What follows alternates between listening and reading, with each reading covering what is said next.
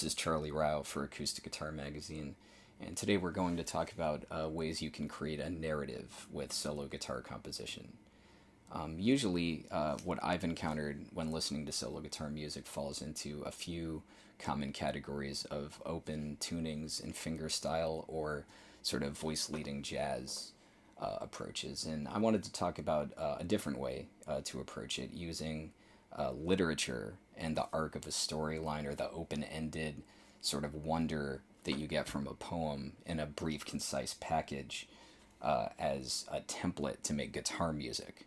So I'll take you through a couple of examples that I've written myself, and then we'll perform one of the songs that I've written in my latest project that's based off the writing of Anne-Marie Lindbergh. So in example one, we're going to take a look at something I wrote inspired by something I read in a book that Anne-Marie Lindbergh wrote, and she was a pilot and a navigator for her husband, Charles Lindbergh, who most of us know more than we know Anne, which is why I wanted to make this music, because her story is really interesting and it yields really interesting music, I think.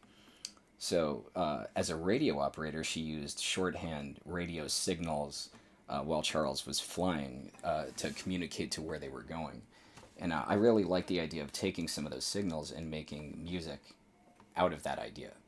So in example one, we have something I wrote that's an interlude on the recording that I'm going to release in June that sort of represents what I think Anne might have been feeling while she was navigating. So being up in the air and probably being really tired and sending these signals on a radio, I wanted to musically emulate not necessarily the signal, but the feeling and an interpretation of that. So I started with sort of a Lydian type feel with a high E, an open B, and this F positioned high on the neck. That to me is sort of a dreamy, what I consider to be sort of a tired sound, like wandering a mental state.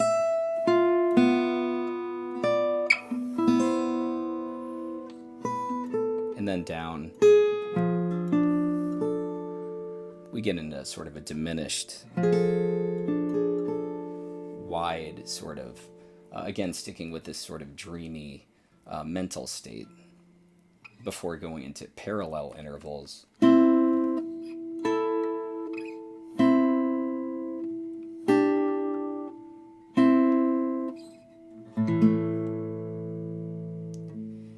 Which to me sort of segues into, oh, I'm really tired, but I have a job to do.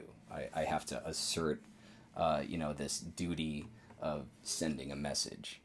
So putting all this together to me is sort of an interesting way to take, in 20 seconds around when you play this all the way through. To me, it represents sort of an interpretation of a snapshot of what I read, of somebody, who's probably been in an airplane in the 1930s for hours. Where would their head be at? And how difficult that must be to just focus no matter how exhausted you are, or, what signal you're sending. So this specific example is the signal for position. So communicating forward to where they're going to, where they are in the air, saying this is where they are. So when you play all that together, it sounds like this.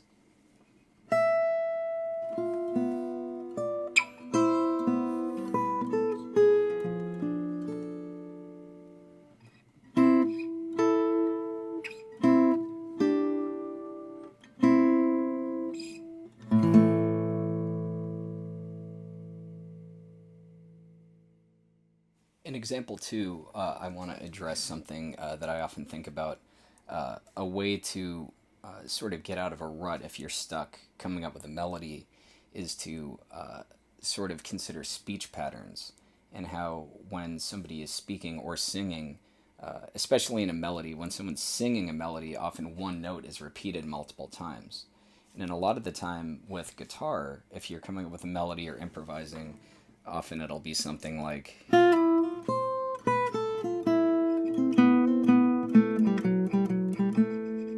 something stepwise. It's pretty common that you hear something stepwise or continuing, whereas something vocally might be more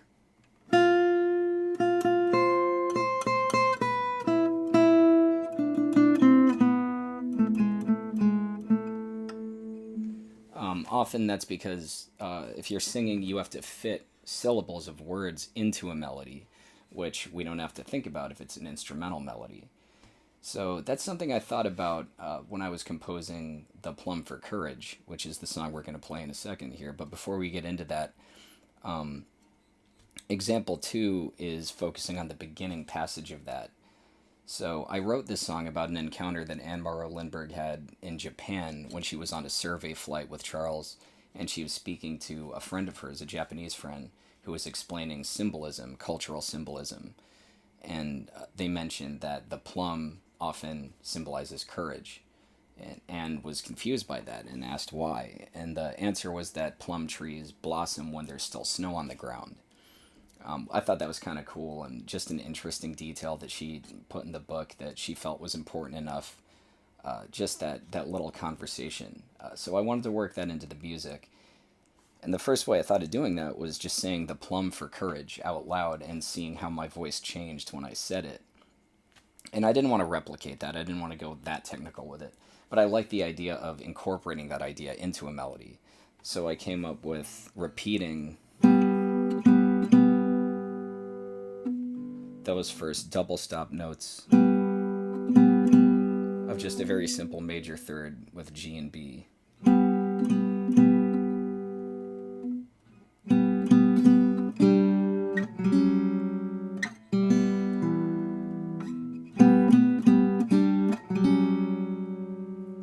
And again, I favor using an open string in between, sort of a downward parallel motion.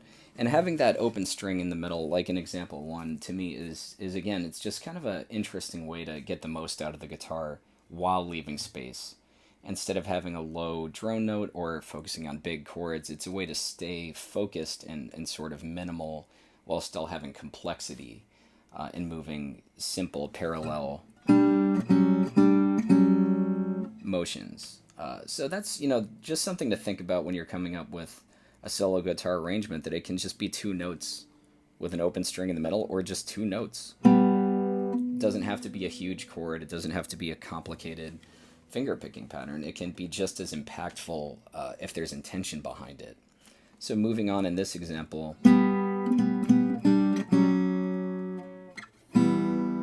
moving down to an E, just a really simple E minor voicing. And then we move up here.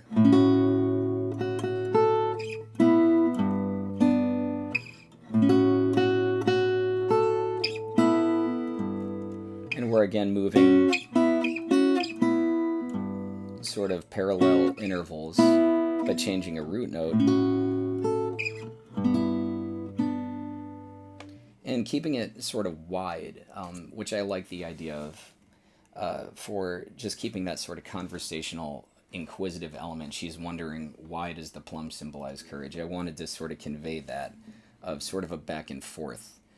A combination of a back and forth, and maybe this is what was going on in Anne's head, wondering what this means, trying to figure it out, and then being impressed by it, and considering it an important enough detail to put in the book.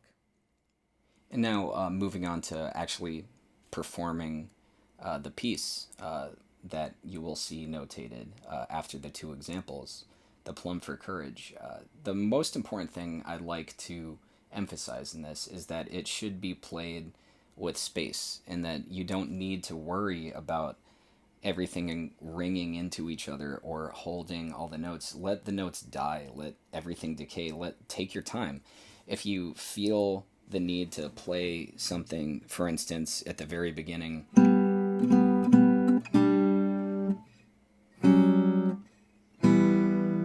I like the idea of leaving that open to you, to the interpretation. I interpreted Anne Morrow Lindbergh's accounts to write this music. I like the idea of somebody interpreting the music their own way. Put space where you feel it. I did when I wrote it, so you should too. put space wherever you want it, let there be silence, let the notes die, and just sort of take your time with it and be curious and be open to wonder as you play it. So that's the most important thing to think of when you're playing this.